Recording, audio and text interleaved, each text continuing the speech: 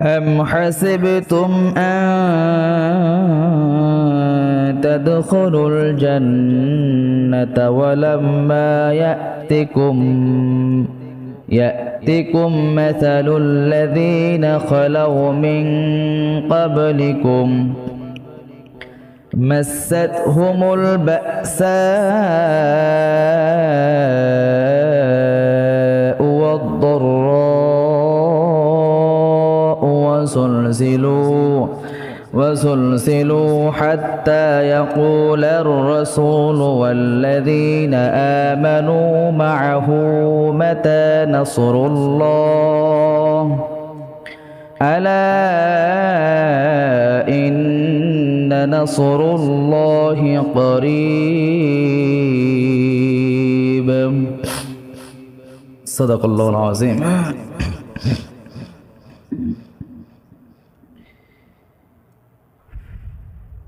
আম হাসিবতুম তোমরা কি মনে করছো আন তাদখুলুল জান্নাহ তোমরা এমনি এমনি জান্নাতে চলে যাবে ওয়ালাম্মা ইয়াতুকুম মাসালুল লাযী খালাউ মিন ক্বাবলিকুম অথচ তোমরা কি জানো তোমাদের পূর্ববর্তী যারা আসছিল এরা কত নিপীড়ন নির্যাতনের শিকার হয়েছিল। এরপর আল্লাহ বলতেছেন মাসাতহুমুল বাসা ওয়াদ-দাররাউ وزلزلوا حتى يقول الرسول والذين آمنوا معه متى نصر الله তাদের উপর এত পরিমাণ জুলুম আর নির্যাতন করা হয়েছিল স্বয়ং নবী এবং তার সাহাবায়ে কেরাম এবং তার উম্মতটা আল্লাহর কাছে বলতেছে মাতা নাসরুল্লাহ আল্লাহ আপনার সাহায্য কখন আসবে সুবহানাল্লাহ। মানে একটা মানুষকে কতটুকু নির্যাতন করা হলে সেই মানুষটা আল্লাহর নিকট সাহায্য চায়, বরং স্বয়ং নবী আল্লাহর কাছে সাহায্য আছে মাতা নাসরুল্লাহ। আর কত আমাদের পরীক্ষা করবে, আর কত আমাদের উপর জুলুম হবে, নির্যাতন হবে এবং আমাদের উপর কত অত্যাচার হবে। মাতা নাসরুল্লাহ কখন তোমার সাহায্য আসবে। এবার আল্লাহ কি বলতেছেন, আল্লাহ বলতেছেন আলা ইন্না নাসরুল্লাহি করিব। হে বান্দা টেনশন করো না, চিন্তা করো না, অতি শীঘ্রই তোমাদের নিশ্চিত, অতি শীঘ্রই তোমাদের জন্য বিজয় আসতেছে, অতি শীঘ্রই তোমাদের তোমাদের কি হচ্ছে আল্লাহর সাহায্য অতি নিকটেই তোমাদের নিকট আসতেছে। সুবহানাল্লাহ। আল্লাহ রাব্বুল আলামিন এখানে বলতেছেন, আয়াতের ব্যাখ্যা এরকম আসছে রাসূল সাল্লাল্লাহু আলাইহি সাল্লামের জামানায়, আমরা শুনেছি রাসূল সাল্লাল্লাহু আলাইহি সাল্লামের জামানায় ইসলাম প্রচার করতে গিয়ে অনেক জুলুম আর নির্যাতনের শিকার হয়েছেন। এত পরিমাণ জুলুমের শিকার হয়েছেন স্বয়ং রাসূল সাল্লাল্লাহু আলাইহি সাল্লামকে কাফির মুশরিকরা অত্যাচার করেছে, জুলুম করেছে, নির্যাতন করেছে, এত পরিমাণ নির্যাতন করেছে যেটার ভাষা প্রকাশ করা সম্ভব না। অথচ তিনি আল্লাহ রাব্বুল আলামিনের প্রিয় বন্ধু ছিলেন, প্রিয় রাসূল ছিলেন। তার উপর জুলুমের স্টিম রোলার চালানো হয়েছে। রাসূল সাল্লাল্লাহু আলাইহি সাল্লাম নামাজে সিজদায় চলে যেতেন, কাফির মুশরিকরা তার মাথার উপরে ওই বিভিন্ন দুর্গন্ধ পচা নারী বুড়ি, বকটি গরুর নারী বুড়ি তার মাথার উপর চাপিয়ে দেওয়া হতো। এরকম করে প্রতিনিয়ত তার উপর নির্যাতন করা হতো। রাসূল সাল্লাল্লাহু আলাইহি সাল্লাম তায়েফে যাওয়ার পর, দাওয়াত দেওয়ার জন্য যাওয়ার পর তায়েফবাসী রাসূল সাল্লাল্লাহু আলাইহি সাল্লামের পিঠে রক্তাক্ত করা হয়েছিল। একদিন আয়েশা সিদ্দিকা রাদিয়াল্লাহু তাআলা রাসূল সাল্লাল্লাহু আলাইহি সাল্লাম যখন সারা শরীরের মধ্যে শরীর থেকে জামাটা খুলে ফেললেন, আয়েশা দেখতে পেলেন তার পিঠের মধ্যে খোরা দেখা যায়, গর্ত দেখা যায়, জায়গায় জায়গায় গর্ত দেখা যায়। আয়েশা বলতেছে ইয়া রাসূলুল্লাহ আপনার পিঠে কি কোনো রোগ হয়েছিল? বড় বড় রোগ হয়েছিল, পোট পাচার এই ধরনের কিছু হয়েছিল নাকি? আপনার পিঠে এরকম ছোট্ট ছোট্ট গর্ত কেন দেখা যায়? তখন রাসূল সাল্লাল্লাহু আলাইহি সাল্লাম বলছেন ও আয়েশা আমার পিঠে পোকা মাকড় বসে গর্ত করবে কেমনে? আমার পিঠে কেমন করে গর্ত হবে?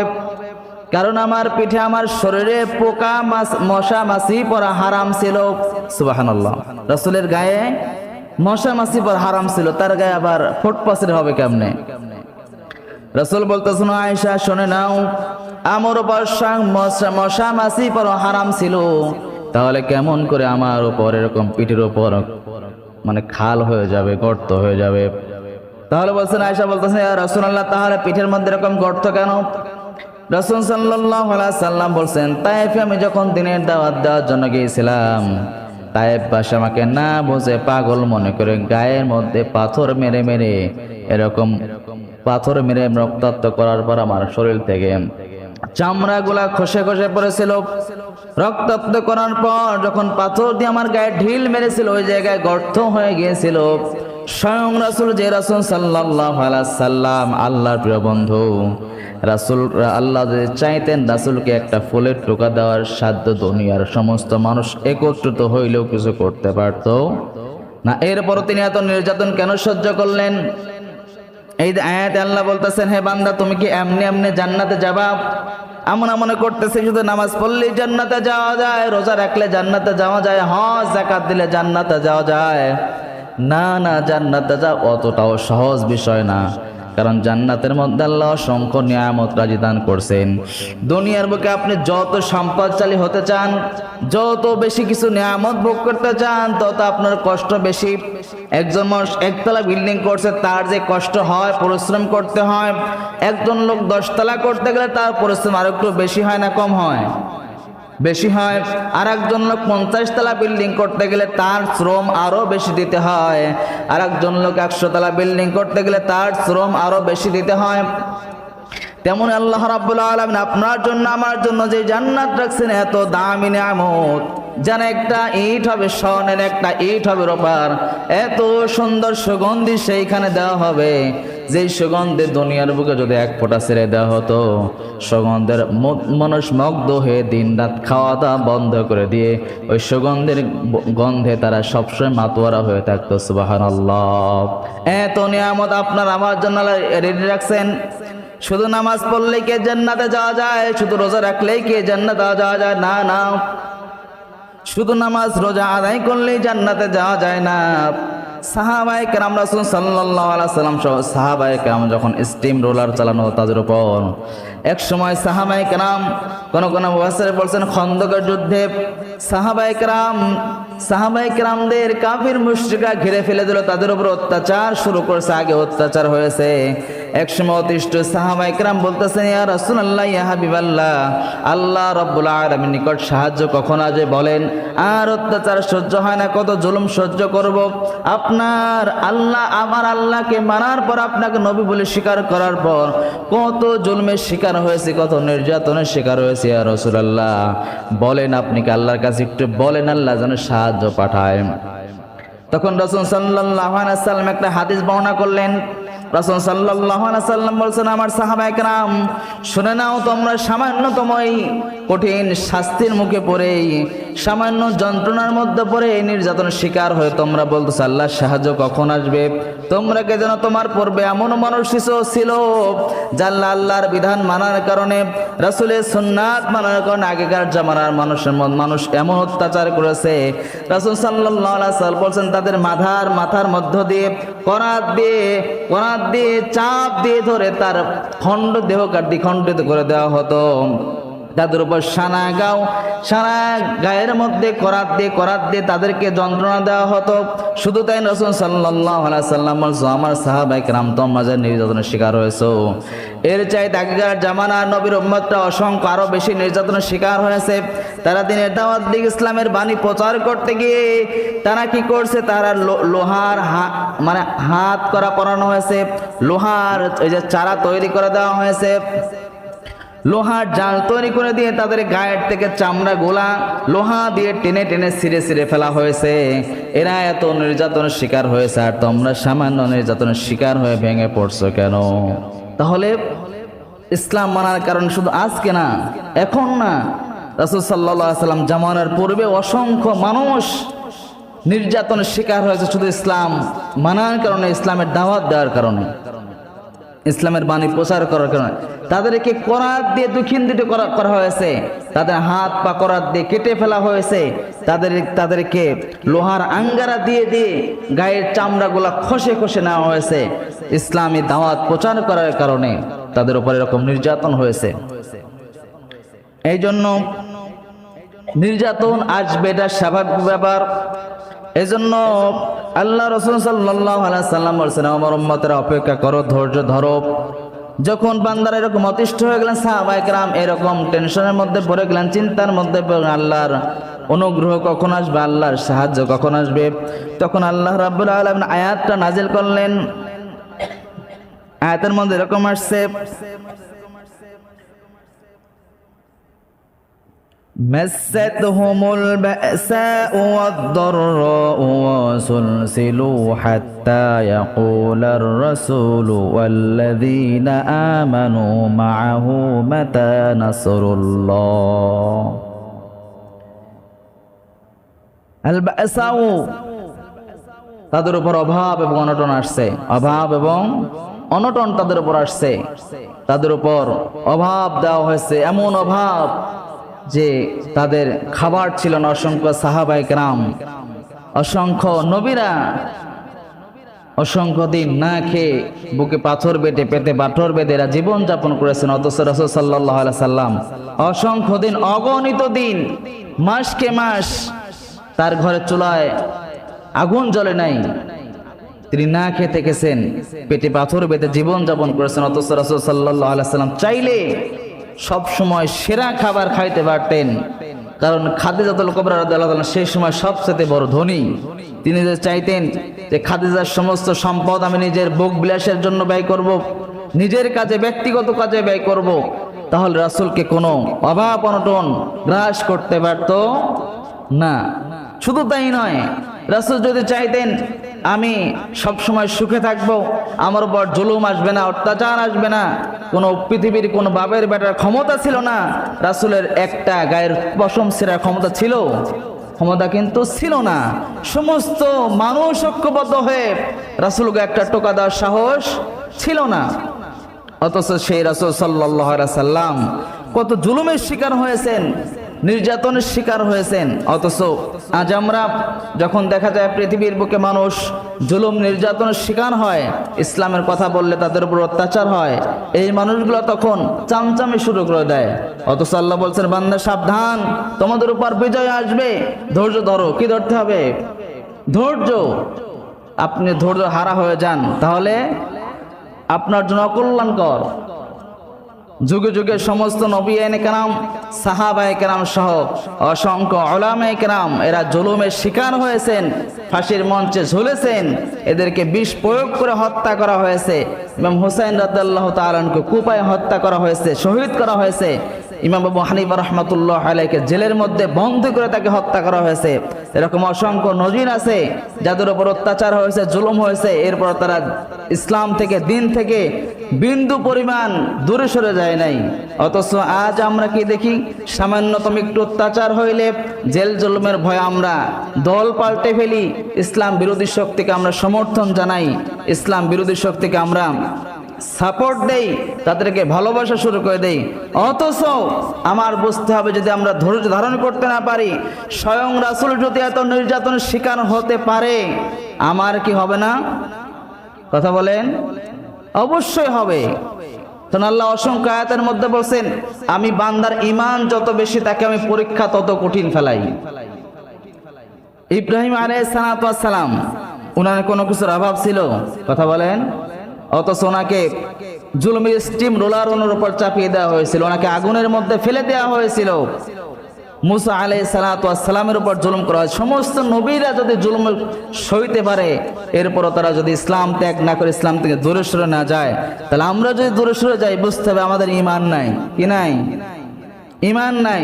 আমাদের ঈমানের মধ্যে ঘাবলা আছে, আমরা ধৈর্য ধারণ করতে পারি না। যদি মনে করেন আপনার আমার উপর ইসলামের কথা বলতে গিয়ে জুলুম না হয়, অত্যাচার না হয়, জেল জুলুম না হয়, আমাদের উপর মানুষ খারাপ না বলে, আমাদের মানুষকে গালি না দেয়, বুঝতে হবে আমার ঈমান পরিপক্ক না।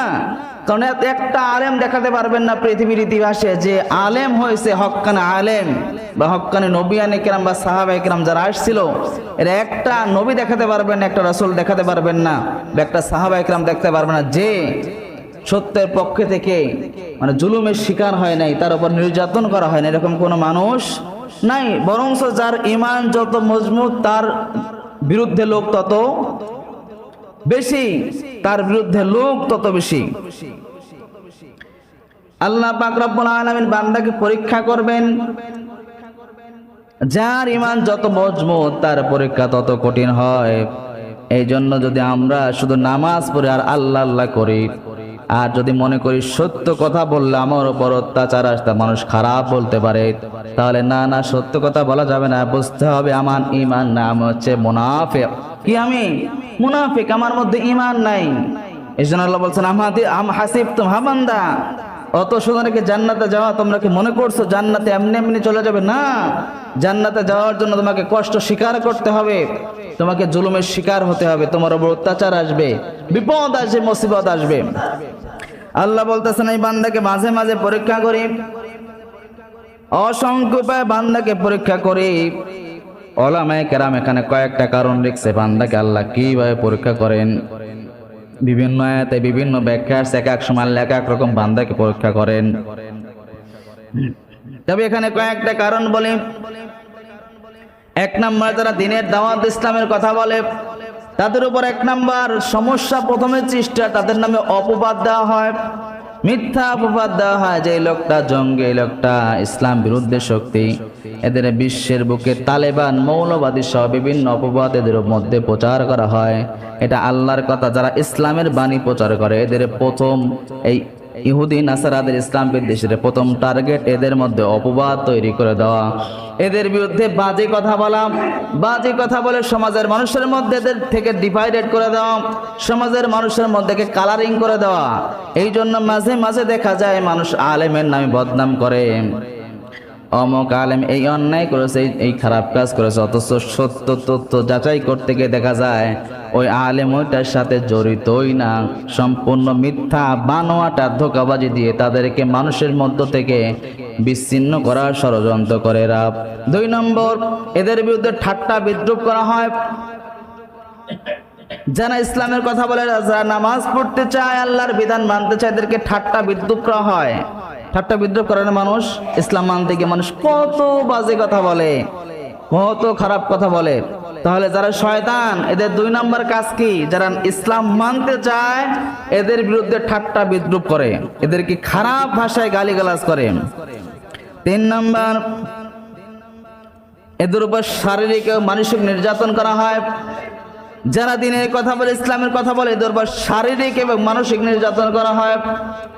মানসিক নির্যাতন হচ্ছে ওই রকম, তাদের উপর ভয় দেখানো হয় যে সত্য কথা বলা বাদ দাও, সত্য কথা বললে তোমাকে ফাঁসির কাস্টে ঝোলানো হতে পারে, তোমার নামে মামলা হতে পারে, জুলুম হতে পারে, নির্যাতন হতে পারে।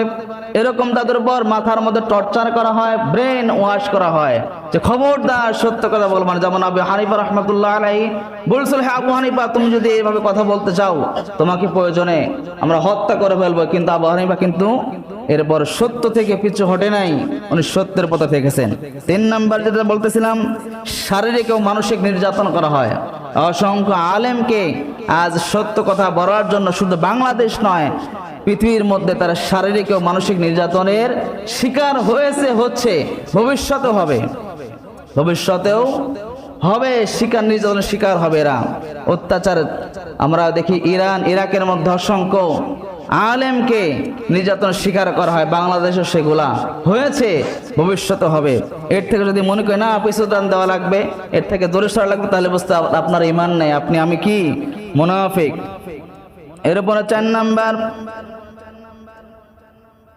যারা দ্বীনের কথা বলে, ইসলামের কথা বলে, এদেরকে সমাজ এবং রাষ্ট্র থেকে, রাষ্ট্রের সমস্ত সুযোগ সুবিধা থেকে বঞ্চিত করা হয়। সমাজ এবং রাষ্ট্রের সমস্ত সুযোগ সুবিধা থেকে এদেরকে বঞ্চিত করা হয়। যারা ইসলামের দাওয়াত দেয়, ইসলামের কথা বলে, এরা সমাজের, রাষ্ট্রের কোনো ভালো কাজে এদেরকে শরিক করা হয় না, এদের ভালো কাজগুলোকে অংশীদার করা হয় না। অংশীদার তারা পায় যারা চোর ডাকাত সরকারকে সমর্থন করে বা সেই নেতাকে সমর্থন করে, তাদেরকে বিভিন্ন পদ পদবি সহ বিভিন্ন ক্ষমতা দেওয়া হয়। এটা আল্লাহ রাব্বুল আলামিনের কথা। যারা ইসলাম প্রচার করবে তাদের উপর কি করা হবে? রাষ্ট্রের সমস্ত সুযোগ সুবিধা যেগুলো আছে এগুলো থেকে তাদেরকে বাদ দেওয়া হবে। 5 নাম্বার, প্রয়োজন যখন দেখবে কোনোটাই কুলাতে পারছি না, তখন এদেরকে দেশ ত্যাগ করতে বাধ্য করা হবে। যখন দেখবে সেই নেতা বা সরকার যখন দেখবে না এদের উপর হাজার চেষ্টা করে এদেরকে দমানো যায় না, দিনের দাওয়াত প্রচার করতেছে, ইসলামের সঠিক কথা বলতেছে, হাজারো চেষ্টা করার পর যখন থামাতে না পারে তখন কি করে এদের দেশ ত্যাগ করতে বাধ্য করা হয়। আমার দেশও করা হয়েছে, পৃথিবীর অনেক দেশের আলেম দেশ ত্যাগ করেছেন। এরপরে 6 নাম্বার, যখন সব মিলে কোনোটাই কুলাতে পারেন তখন বলে ইমানদারদেরকে জঙ্গি বলে আখ্যা দিয়ে দেশটা যুদ্ধ ঘোষণা করে। ইমানদারদের কি বলে? জঙ্গি বলে। শুধু ইমানদারদের সাথে যুদ্ধ করার কথা বললে মানুষ তো তাদেরকে খারাপ বলবে, এজন্য বলে যারা ইসলাম মানে এরা জঙ্গি। জঙ্গি বলার পর মানুষ ভাবে জঙ্গি জিনিসটা খারাপ, বিদায় এদের সাথে যুদ্ধ করা যায়। এদের একটা কৌশল অবলম্বন করে, যারা ইসলাম মানতে চায় এদের বিরুদ্ধে জঙ্গি তহমত দিয়ে এদের সাথে যুদ্ধ ঘোষণা করে। যারা জালেম শাসক এরা এইগুলা করে। শেষে পর্যায়ে তাদেরকে হত্যার, যখন তাদেরকে কোনোভাবে দমানো যায় না, শেষে তাদেরকে হত্যার ষড়যন্ত্র করা হয়। তাদেরকে মেরে ফেলার হুমকি দেওয়া হয়। এক পর্যায়ে তাদেরকে যদি তাও না মানে তাদেরকে হত্যা পর্যন্ত করা হয়। আপনি ইতিহাস তালাশ করেন, অসংখ্য আলেম যাদেরকে ফাঁসির কাস্টে ঝোলানো হয়েছে, যাদেরকে বিষ প্রয়োগ করে হত্যা করা হয়েছে, যাদের উপর জুলুম করা হয়েছে। এবার আল্লাহ বলতেছেন হাত্তা ইয়াকুলার রাসূলু ওয়াল্লাযীনা আমানু মাআহু মাতা নাসরুল্লাহ। যখন তাদের উপর জুলুম করা হয়, অত্যাচার করা হয়, এরা তখন সহ্য করতে না পারে বলে আল্লাহর সাহায্য কখন আসবে? কি বলে? আল্লাহর সাহায্য কখন আসবে? আল্লাহর সাহায্য কখন আসবে? মানুষ যখন অতিষ্ঠ হয়ে যায়, নির্যাতনের শিকার হয়, পৃথিবীর বুকে না শুধু বাংলাদেশে তালাশ করে অসংখ্য মানুষ এই কথা বলেছে আল্লাহর সাহায্য কখন আসবে, বলে না? অসংখ্য মানুষ বলে আল্লাহর সাহায্য কখন আসবে।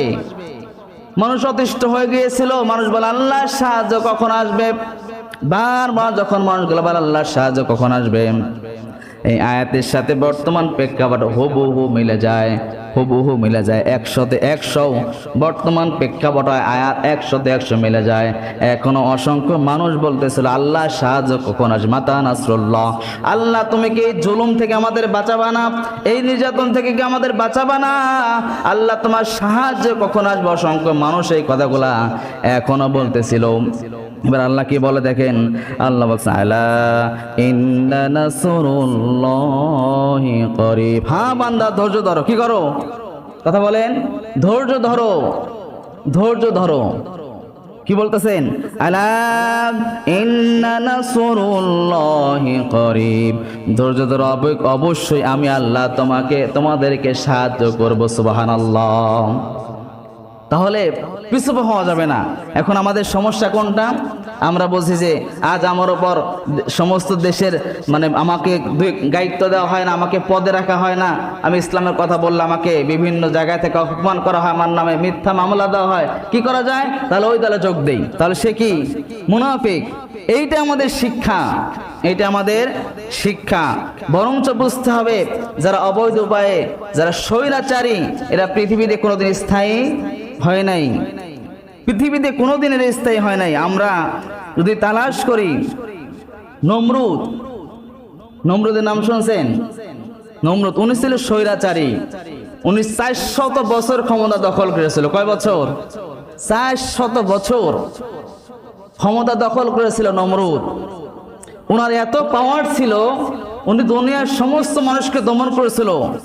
পরে দেখে যে আল্লাহর বিভিন্ন কি বলে সাহায্য যখন নাজিল হতেছিল, তখন বলে আল্লাহকেও ধ্বংস করে দেব। নাউজুবিল্লাহ। আল্লাহকে ধ্বংস করার জন্য উনি আসমান বাড়ির সিঁড়ি তৈরি করেছিল। নাউজুবিল্লাহ বলবেন না?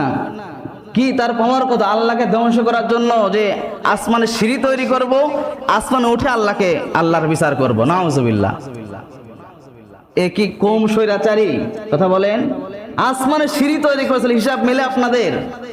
এত বড় স্বৈরাচার পৃথিবীতে আছে এখন, কিন্তু সেই স্বৈরাচারের পরিণতি কি? একটা ন্যাংরা মশা। কি মশা? ন্যাংরা মশা আল্লাহ তার নাকের মধ্য দিয়ে ঢুকায় দিলেন। সে ন্যাংরা মশা ওনার 400 বছরের রাজত্ব, যেখানে সমস্ত জনগণ মিলে তাকে সরাতে পারে নাই, সেই জায়গায় আল্লাহ স্বয়ং আল্লাহ বলতেছেন কি, যখন তোমাদের কাজ শেষ তখন স্বয়ং আল্লাহ সাহায্য সেখান থেকে শুরু হয়। বান্দা যখন কুলাতে পারে না যে আমি আর পারতেছি না, আল্লাহ তোমার সাহায্য কখন আসবে, বান্দা যখন অতিষ্ঠ হয়ে কথা বলতে চায় তখন কি আসে, আল্লাহ সাহায্য নাজিল হয়। যেমন নমরুদের উপর নাজিল হয়েছিল, নমরুদের সময় মুসলমানদের উপর নাজিল হয়েছে, যখন 400 বছর শাসন করেছে, মানুষের উপর জুলুম করেছে, নির্যাতন করেছে, তখন মানুষ অতিষ্ঠ হয়ে বলছে আল্লাহ সাহায্য কখন আসবে। তখন আল্লাহ সাহায্য দিয়েছেন কি দিয়ে, একটা ন্যাংরা মশা দিয়ে। ওনার মাথার মধ্যে ঢোকার পর যন্ত্রণা শুরু হয়েছে, বলতেছে আমাকে বাঁচাও বাঁচাও, আমার মাথার মধ্যে যন্ত্রণা করতেছে, কি করা যায়। ওনার লোকদের বলল আমার মাথায় এলে জুতা দিয়ে পিটাও, ওনাকে জুতা দিয়ে পিটা হত্যা করা হয়েছিল, জুতার বাড়িতে মেরেছিল। কি নির্মম ইতিহাস, স্বৈরাচার, 1 নম্বর স্বৈরাচার পৃথিবীতে কি নমরুদ, তার পতন করুণ পরিণতি, 400 বছর ক্ষমতা থাকার পরও টিকতে পারে নাই। 2 নম্বর যদি বলতে যাই, কারুনের নাম শুনেছেন?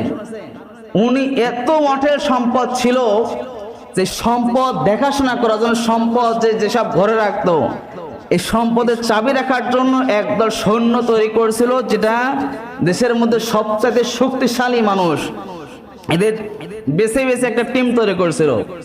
সমস্ত টিম মিলেও তার চাবিগুলা ধরে রাখার মানে শক্তি তাদের হয়েছিল না। তাহলে কত চাবি ছিল বলেন তো? এখন ধরেন 100 জনে একটা টিম তৈরি করলো, তোমাদের কাজ শুধু চাবি রাখা, 100 জন টিম মিলে চাবির ভার সহ্য করতে পারে নাই, তাহলে তার কত সম্পদ ছিল। অথচ যখন আল্লাহর বিধান লিমিট ক্রস করে ফেলছে, আল্লাহ তাকে কি করছে, একদম ধসায় দিয়েছেন, সমস্ত সম্পদ মাটির নিচে চলে গিয়েছে, সে নিজেও মাটির নিচে চলে গিয়েছে, তাকে ধ্বংস করে দেওয়া হয়েছে। সে 250 বছর রাজত্ব করছিল। কত বছর?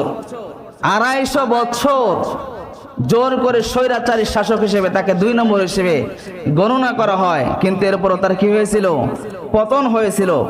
3 নম্বর আমরা জানি ফেরাউন নাম শুনেছেন? ফেরাউন, ওনার যত ক্ষমতা ছিল সমস্ত ক্ষমতা উনি কি করছিল, প্রয়োগ করেছিল। উনিও 200-250 বছর রাজত্ব করছিল। এরপর তার পরিণতি কি, ওনার হচ্ছে আল্লাহ সমুদ্রের মাঝখানে নিয়ে ওনার সমস্ত জাতিকে আল্লাহ এক নিমেষে ধ্বংস করে দিয়েছিল। সেকেন্ডের মধ্যে কি হয়েছিল, তাদের জীবন শেষ হয়েছিল। এটা হচ্ছে বড় বড় স্বৈরাচার। আর 19 শতকের মধ্যে একটা স্বৈরাচার আছে, ওনার নাম হচ্ছে হিটলার। নাম শুনেছেন? হিটলার, ওনার হচ্ছে অ্যাডলফ হিটলার। উনি এত বড় স্বৈরাচার ছিলেন যে উনি নিজের ক্ষমতা টিকায় রাখার জন্য পৃথিবীতে উনি কি করছিল, 6 কোটি মানুষকে হত্যা করেছিল। কয় কোটি? মাথায় ধরে? 6 কোটি মানুষকে, ক্ষমতা মানুষকে কত নিকৃষ্ট পর্যায়ে নিয়ে যায়। উনি ক্ষমতা ধরে রাখার জন্য যারা ওর বিরোধিতা করেছে, এদের প্রত্যেককে এক এক করে হত্যা করতে করতে হত্যার সংখ্যা দাঁড়িয়েছিল 6 কোটি। 6 কোটি। এক পর্যায়ে সমস্ত পৃথিবীর মানুষ উত্তাল হয়ে গেল, তার বিরুদ্ধে লেগে গিয়েছিল। এক পর্যায়ে তাকে হত্যার ষড়যন্ত্র করা হয়েছিল। শেষমেশ উনি এক গর্তের মধ্যে লুকাইতেছিল, গর্ত। সেই গর্তের খোঁজ খবর না নেওয়ার দ্বারা ওখানে উনি পচে মারা গিয়েছিলেন। নাউজুবিল্লাহ। কি হয়েছিল? পচে মারা গেছে। যে বান্দা 6 কোটি মানুষকে হত্যা করেছে, তার পাওয়ার কত? পাওয়ার কম না বেশি বলেন? 6 কোটি মানুষকে হত্যা করেছিল। সেই স্বৈরাচারের পতন হয়েছিল না হয়েছিল না? তাও কি খাবার না পেয়ে ক্ষুধার্ত অবস্থায় না খেয়ে খেয়ে খেয়ে পচে মারা গিয়েছিল উনি। এরপর যদি আমরা কিছুদিন আগের কথা বলি, সেটাও আমরা যদি তালাশ করে, সেটা হচ্ছে ইরানের মধ্যে একটা প্রেসিডেন্ট ছিল রেজা শাহ। ইরানের মধ্যে উনি অনেক বছর, প্রায় 25-30 বছর জবরদস্ত করে 19 শতকের মধ্যে ক্ষমতা দখল করছিল। এমন এক পর্যায়ে হয়েছিল, মানুষ কোনাকে তাড়ানোর পরে এমন এক জঙ্গলের মধ্যে চলে গিয়েছিল যে ওনার ক্যান্সার হয়েছিল, চিকিৎসা করার কোনো পরিবেশ ছিল না, উনি ক্যান্সারে ধুকে ধুকে মারা গিয়েছিল। এই জন্য এখান থেকে আমাদের শিক্ষা নেওয়া দরকার। কি নেওয়া দরকার? এরকম অসংখ্য নজির আছে। অতএব বুঝতে হবে, পৃথিবীতে কেউ অবৈধ উপায়ে জনগণের মাল আত্মসাৎ করে মানুষের উপর জুলুম করে টিকে থাকতে পারে নাই। অতএব আমাদের শিক্ষা এটাই যে আমরা যদি আমাদের উপর কেউ ইসলাম মানতে গিয়ে জুলুম করে, আমরা তার দলে যাওয়া যাবে? বরঞ্চ আমরা আল্লাহ, একমাত্র আল্লাহকে বিশ্বাস করতে হবে। আল্লাহ বলতেছেন কি, تلك الدار الآخرة نجعلها للذين لا يريدون علوا في الأرض ولا فسدا والعاقبات للمتقين আল্লাহ বলতেছেন বান্দারে তোমরা সত্যের পথে থাকো তোমার উপর জুলুম করা হয় নির্যাতন করা সব সহ্য করে সত্যের বাণীগুলো তুমি প্রচার করো সত্যের কথা বলো তুমি বিশ্বাস করে রাখো এতটুকু চিন্তা মাথার মধ্যে নিয়ে আসো পরিশেষে বিজয় তোমাদেরই হবে সুবহানাল্লাহ বিজয় কাদের আমাদের যারা ইসলামের সঠিক বাণী প্রচার করে এদেরই বিজয় হবে ইনশাআল্লাহ এর জন্য আসুন যতটুকু কথা বললাম আল্লাহ যেন আমাদের সকলকে মানার তৌফিক দান করেন কখনোই আল্লাহকে বাদ দিয়ে দুনিয়ার কোনো মানুষের অনুগত্য অনুসরণ করা যাবে না একমাত্র আল্লাহকে অনুসরণ করতে হবে সমস্ত ভয়কে দূর করতে হবে কারণ ক্ষমতা আজ আছে কাল নাই কিন্তু আল্লাহর ক্ষমতার কি শেষ আছে আল্লাহর ক্ষমতা চিরস্থায়ী চিরঞ্জীব তার ক্ষমতার কোনো শেষ নাই তার ক্ষমতা কোনোদিন শেষ হবে না এজন্য সেই মালিককে আমরা সবসময় স্মরণ করি সমস্ত বাধা উপেক্ষা করে সেই মালিককে আমরা ভালোবাসি ইসলাম মানতে গিয়ে বাধা আসলে সেটা সহ্য করার ক্ষমতা রাখে আল্লাহ যেন